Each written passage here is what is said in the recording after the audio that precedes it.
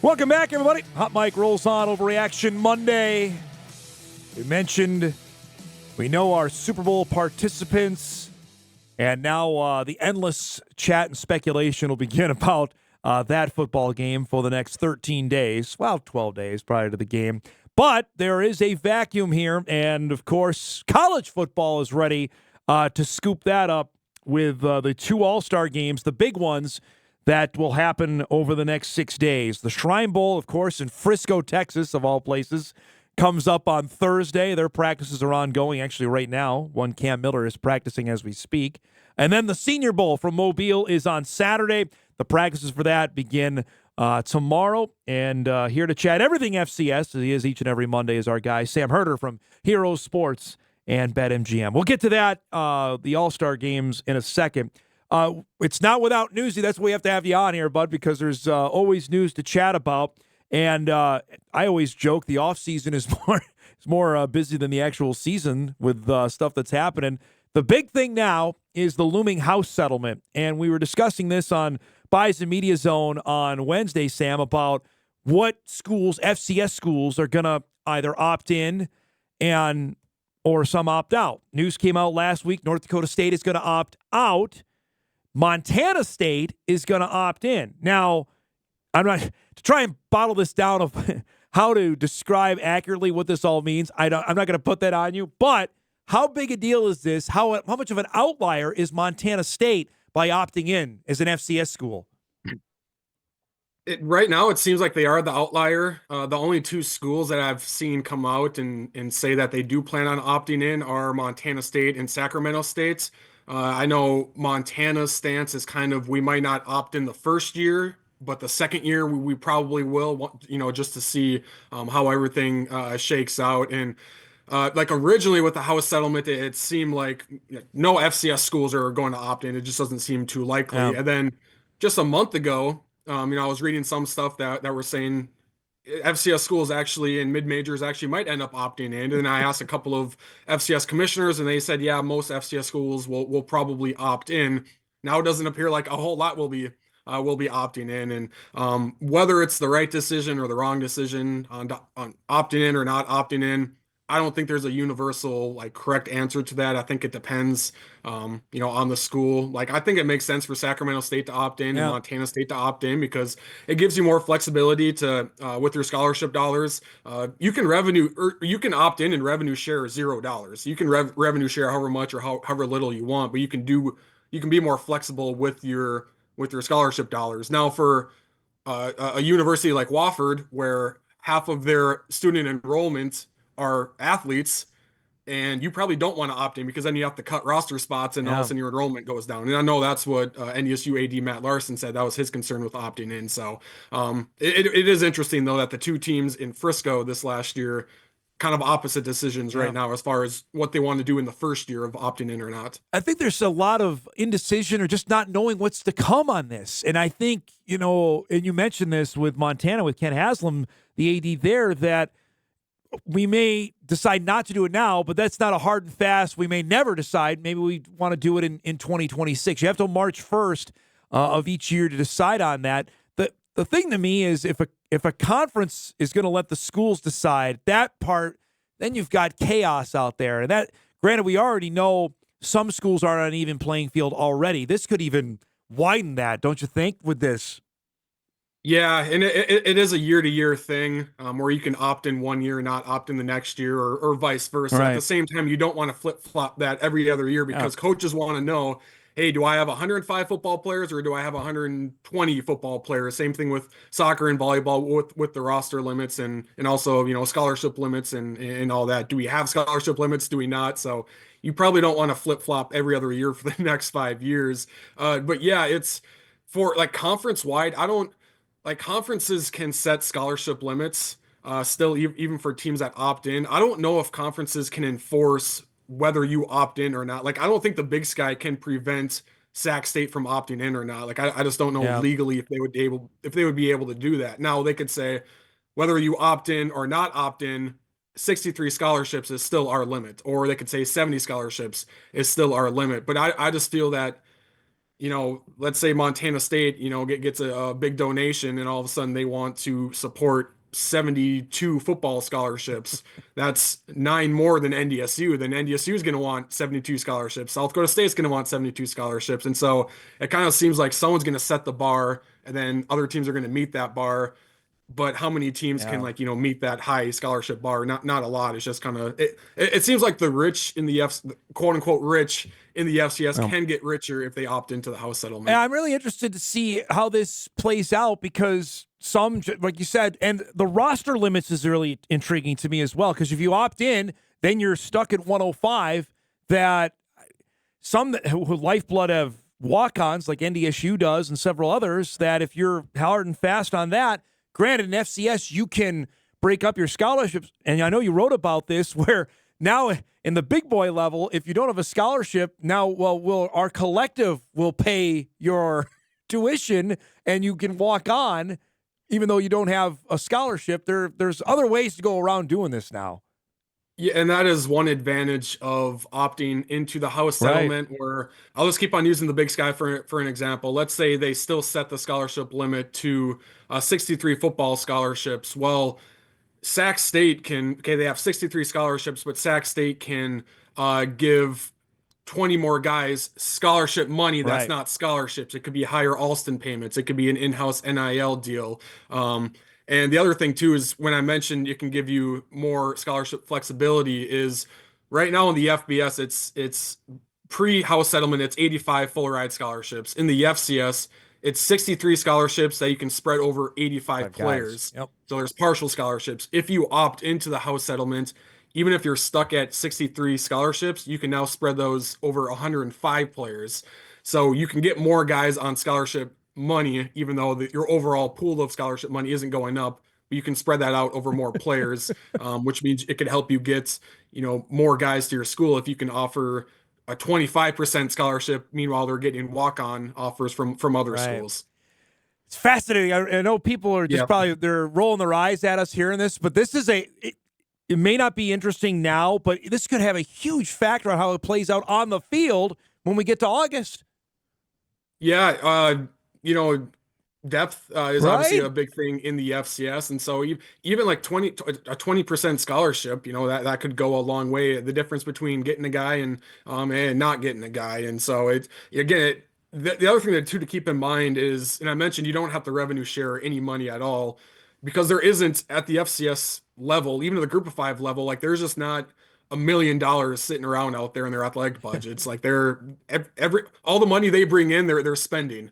And so it's not like FCS schools, have a bunch of more money to spend. And when I was talking to a couple of commissioners, I kind of posed the question like, wouldn't it make sense for each conference to set their scholarship limit? Because you don't want the Valley doesn't want NDSU to have 95 scholarships and then everyone else is stuck at 63. And they Correct. said that makes sense on the surface, but all the ADs these commissioners have talked to said we don't have money for five more football scholarships because then that's five more women's scholarships. Like we Yep.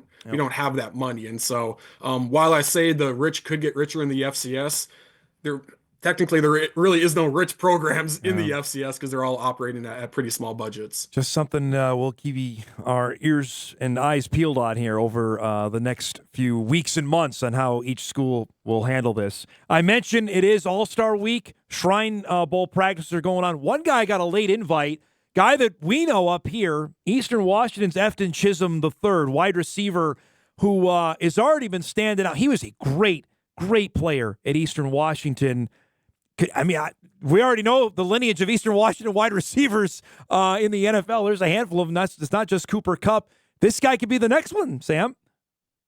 Yeah, he was I think like it was just like a few days before the Shrine Bowl started that he got an invite. And he Yeah. was at a prior, it was there like the Hula Bowl or the Tropical Bowl or something like that. And he really showed out there, and that he parlayed that into a Shrine Bowl invite. But he's really showing out, and he's a good slot receiver, really good route runner, can make acrobatic catches. He's good after the catch too. Like he'll hurdle some guys, juke some guys. So he is kind of a human highlight reel, and he's put up gaudy numbers on an Eastern Washington offense that obviously they throw the ball around a little bit, and they've had pretty good quarterback play the last couple of years, but like they haven't had like an Eric Berrier. And Yeah. so just imagine had he played in 2018, 2019 with some of those quarterback, his numbers would have been even better. But I mean, ultimately, your statistics in college aren't going to help your draft stock. It's what you do this week at these bowl games. That's going to be the difference between being a UDFA Yeah. or a 6th round draft pick, or the difference between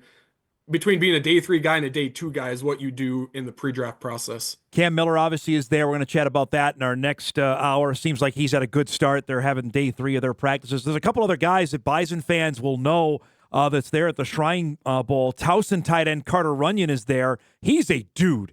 I came away from the Towson game. He is a monster. That's a guy that size of that position that just talked about. Could be a day 3 selection when we get there in April.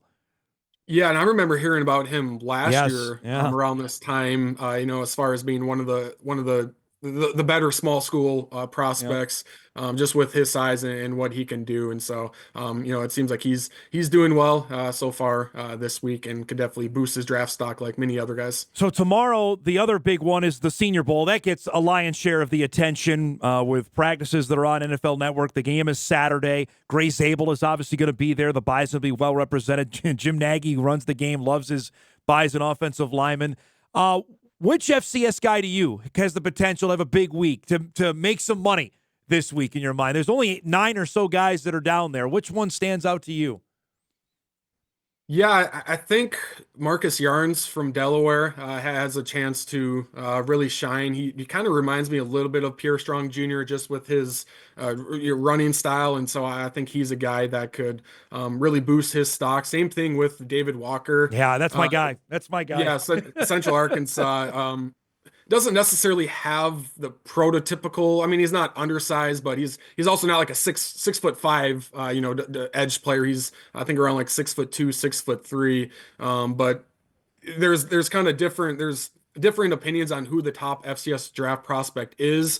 Some people will say it is Gray Zabel from North Dakota State. I've seen Charles Grant, offensive lineman from William and Mary, as being the top FCS prospect. I've also seen David Walker be thrown out there as potentially the top FCS guy taken off the board. But again, it comes down to this pre-draft process. Your pro day, the Senior Bowl. I don't know if he's gotten a combine invite just yet, but I imagine he probably will. Like, your testing numbers go a long way. So David Walker is a guy I'll be keeping an eye on, and then Yarns as well from Delaware. Well, Walker's just a freak. He's the Buchanan winner, as he should have been, from Central Arkansas, and we got to see him last year, much like Chisholm we saw last year in Fargo. Man, he was a dynamite player. I do want to ask you, Dane Brugler, who covers the NFL draft for The Athletic, actually had maybe a better evaluation than Cam Miller than he initially thought, and that may go to the fact that Gronowski went back to school and he's out of the mix. That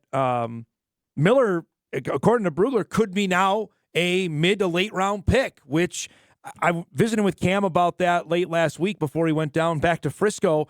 It seemed that Sam, his last 2 games that he had against South Dakota State and Montana State really helped him elevate up his draft stock. Yeah, I think so. And just with, the eyeballs that were on that game as well, that certainly helps. And I think, too, maybe the biggest game is the Colorado game, You're because right. I hear it all the time. The first film they pop on is for FCS guys is what did you do against FBS opponents? Because, I mean, you could rush for however many yards and pass for however many yards against FCS opponents, and that goes a certain way, or a certain amount goes toward your draft stock. But they want to see what you do against the highest competition, and that was maybe one of his better games of his career against Colorado. And I always felt that Miller would rise in this pre-draft process just because he's not a 6'5" quarterback, but he looks the part, right? Whether it's his awareness in the pocket, his footwork, his throwing mechanics, the throws he makes, like, he looks the parts of a guy who can make an NFL roster. I don't know. Is he going to be an NFL starter? I don't know, but can he have an Easton Stick-like career where he's a 7-year, 8-year backup? Like, that's good living right there. Yep. And so, not too surprised that Miller is already, showing off what he can do. And for a lot of FCS guys, they start high. or low, however you want to look at it. Like Christian Watson was looked at as a 7th rounder That's right. early on. Same thing with Troy Anderson. Then all of a sudden they're second and third rounders. And so yeah, I think Miller's going to keep on rising because just like I said, he has that look of an NFL quarterback. Brugler said teams believe Miller's senior year performance bumped him from a priority free agent to a mid to late round pick. And I mean, you get him in the room and that's, as you mentioned, he'll wow him on that. Last thing, I know you wrote this, and you can check it out on the Hero Sports website now, is looking ahead for the games we always like to talk about, the FCS versus FBS games in 2025. Give me a couple that stand. I know that we're going to have plenty of time to talk about this, but is there a couple right away to say, ooh, that one, circle that, there's a potential upset there? Yeah, the first one I look at is Monmouth, actually. When they go to Charlotte, Monmouth had an FBS win this last year, and they bring back their quarterback, who might be one of the better, the top quarterbacks in the FCS, in Robertson. So that's one I have circled. Iowa State and South Dakota, I think is kind of juicy. interesting. Yep. That could be an interesting one. Idaho going to Washington State. We'll see what Washington State looks like, which is, I mean, the Washington State Jackrabbits. Yes, exactly right. And we'll see what Idaho looks like as well. So Montana State plays Oregon. Just to see how well they compete there. And what's interesting too is we hear a lot about how these games might get fewer and far between. Like they might be going away just because the FBS might want to schedule differently, but the number of these games keep on going up. I know these get scheduled years out in advance, but this upcoming year, there's 122 FCS versus FBS games, 121 last year, 118 in 2023, 2019, there was 114. There was only 98 in 2017. Yeah.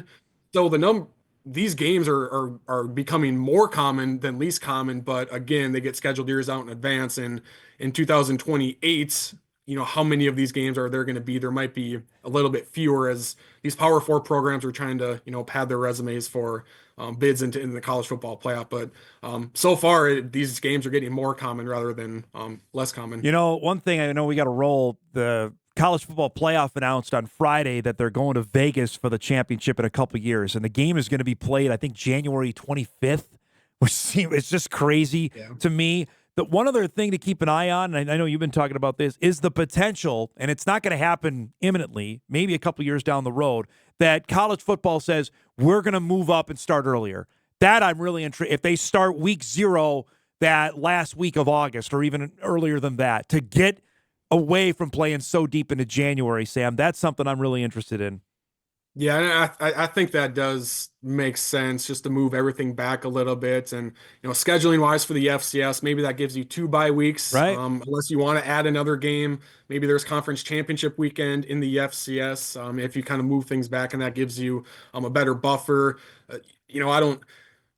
You could maybe move the playoffs back too, but then the second round is going up against Thanksgiving. No matter what, you're going to be going up against Thanksgiving. But yeah, it just felt like the CFP national championship game didn't have a whole lot of buzz, and maybe just because it felt like so many people were in NFL playoff mode, where that national championship game, it just felt like it was going on too long, and it got pushed way back. And so, yeah, I think it does make sense to move everything back. But then, as we know, week 0 is going to be the week 1, and then someone's going to want the new week 0 because of television. And exactly so right. We'll be playing July 30th. And you're speaking into existence, man. I know it's going to happen. Good Lord. Great to see you, bud. Thanks so much for the time. We'll do this again next Monday, okay? All right. Sounds good. Thank you. Sam Herder joining us. He'll be back with us next Monday. We'll recap all the FCS guys, see who stands out at the particular All-Star games, the Shrine Bowl and the Senior Bowl coming up here over the next few days. We'll break. We come back, wrap up hour 1, got a couple emails to get to. Jeff Kolpak heading our second hour. Much more on the Twins streaming options for 2025 as well. Back on a Monday morning after this.